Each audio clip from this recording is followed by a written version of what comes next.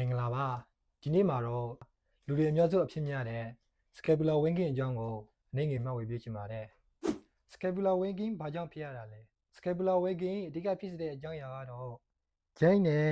နံရိုးကိုပူကောင်းအောင်ချိတ်ပေးတဲ့ serrated anterior muscle အားနည်းနေလို့ပဲဖြစ်ပါတယ်ဘယ်လိုလူမျိုးတွေမှာအများစုတွေ့ရလဲကိုယ်နေရာထက်မမှန်တဲ့လူတွေမှာလည်းဖြစ်နိုင်တယ်လို့ muscle unbalance ကြောင့်လည်းဖြစ်နိုင်ပါတယ်ဒီနေ့ကျွန်တော်ပြောပြပေးမှာကတော့ scapular winking ဖြစ်နေတဲ့သူတွေအတွက် serrated anterior muscle ကိုထိရအောင်ဘယ်လိုထွေးမလဲဆိုတာကိုမျှဝေပေးချင်ပါတယ်ပထမ exercise ကတော့ dolphin press ဖြစ်တယ် flat position အနေထားနဲ့ scapula ကိုအောက်ဖြုတ်ချ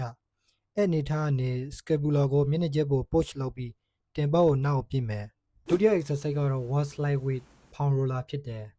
နေရာတစ်ခုကိုအကူအညီယူပြီးတော့ roller ကိုအပေါ်တော့ဖြည်းဖြည်းချင်းလှိမ့်တင်မယ်လှိမ့်တင်တဲ့အခါ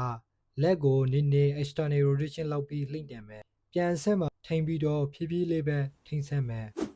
နောက်ဆုံး exercise ကတော့ resistive band နဲ့လောက်ရတဲ့ wine raise ဖြစ်တယ်ပထမဆုံးပခုံးကြေကိုင်မယ်ပြီးရင်